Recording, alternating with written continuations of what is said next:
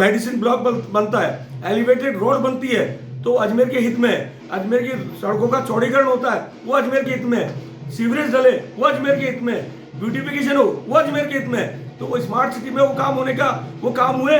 उन कामों का श्रेय मोदी जी को देने का काम हमारे भागीरथ चौधरी जी, हमारे विधायक उस समय के अभी विधानसभा अध्यक्ष वासुदेव देवनानी जी, हमारी विधायक अनीता बघेल जी ने लिया।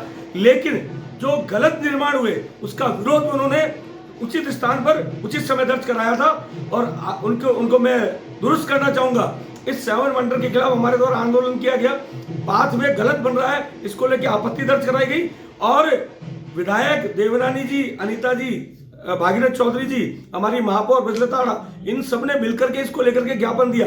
लेकिन कांग्रेस की सरकार होने के कारण से कांग्रेस की सरकार के निर्देशों पे काम करने वाले प्रशासनिक अधिकारियों ने उसको धता बता करके अजमेर की जनता के हितों के विपरीत जाकर के निर्माणों को किया, जिसको आज एनजीटी और सुप्रीम कोर्ट हटा रही है। और मैं स्वागत करता हूं एनजीटी और सुप्रीम कोर्ट के निर्णयों का, क्योंकि 2023 में जब कांग्रेस की सरकार थी,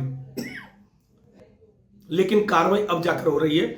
और उनका जो सवाल है कि इसके लिए दोषी कौन है, तो दोषी है कांग्रेस की सरकार और उनके बैठे हुए स्वयं प्रशासनिक नुमाइंदे। सिटी प्रोजेक्ट में जिस प्रकार से अनियमितताएं, भ्रष्टाचार, निर्माण की घटिया सामग्री का उपयोग और नियम के विपरीत जो प्रोजेक्ट्स बने थे उनको नियम के विपरीत गलत जगह बनाने पे एनजीटी का जो आदेश आया उसके बाद जिस प्रकार से स्मार्ट सिटी प्रोजेक्ट में बने 7 वंडर को हटाया जा रहा है और फूड कोर्ट को हटाया जा रहा है, पाथवे भी उसकी जद में है। कई ऐसे निर्माण जो कि नियम विपरीत है, बिना नक्शा पास किए हुए वेटलैंड में बना दिए गए, आना सागर के व्याप को छोटा करके बना दिए गए, उसको हटाने का काम किया जा रहा है एनजीटी के आदेश पर। लेकिन मैं बड़ा हास्य का विषय है कि आज हमारे कांग्रेस के हमारे नेता महेंद्र सिंह रलावता ने एक प्रेस कॉन्फ्रेंस करके इसके लिए जिम्मेदारी हमारे क्षेत्रीय विधायक वासुदेव देवनानी, अनीता बघेल जी और सांसद भागीरथ जोशी को इसके लिए दोषी ठहराया है। मैं पूछना चाहूंगा कि 2016 में जब स्मार्ट सिटी प्रोजेक्ट आया था तब राजस्थान में भाजपा की सरकार थी, वसुंधरा की सरकार थी, केंद्र में मोदी जी की सरकार थी। स्मार्ट सिटी प्रोजेक्ट के जो प्रोजेक्ट्स बने थे 16-17 में प्रोजेक्ट रिपोर्ट जो बनी थी, उसका जो धरती पर जब आना था, उसको मूर्त रूप लेना था, तब कांग्रेस से सरकार आ गई।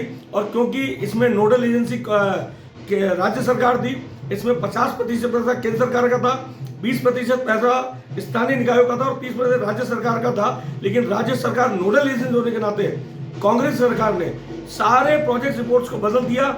उन्होंने जिन निर्माणों को होना चाहिए था, जो ब्यूटिफिकेशन होना चाहिए था, ड्रेनेज सिस्टम को ठीक होना चाहिए था, निर्बाध गति से बिजली की आपूर्ति हो, पानी 24 घंटे मिले, ये होना चाहिए, उसकी बजाय उस पैसे को लगाया अवैध निर्माणों में, वेटलैंड छोटा करके, आना सागर को छोटा करके वेटलैंड के अंदर निर्माण करने में।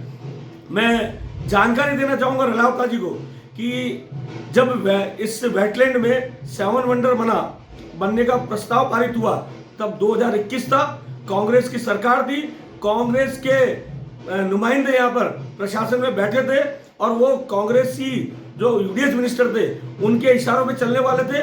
उन्होंने 7 वंडर कोटा की तरफ बनाया और कोटा के ठेकेदार को यहाँ पर काम दिया गया और ये सीधा इसमें मिली भगती कांग्रेस के उन जनप्रतिनिधियों और प्रशासनिक अधिकारियों की थी जो अजमेर के हितों में जो पैसा आया था, अजमेर की जनता के हितों के लिए जो पैसा आया था, उसका दुरुपयोग बिल्डिंग बनाने में, 7 वंडर बनाने में, फूड कोर्ट बनाने में, इनमें काम में लिया। उनको शायद ये ध्यान में नहीं है कि जब भी स्मार्ट सिटी की मीटिंग होती है उसमें मेंबर जरूर विधायक सांसद होंगे, लेकिन उनको उन मीटिंगों में नहीं बुलाया गया।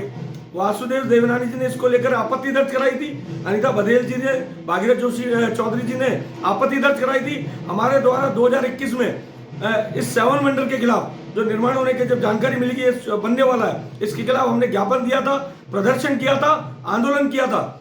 और स्मार्ट सिटी प्रोजेक्ट निश्चित रूप से केंद्र सरकार का प्रोजेक्ट था। इसमें कई निर्माण ऐसे हैं जो अजमेर की जनता के हित में हुए।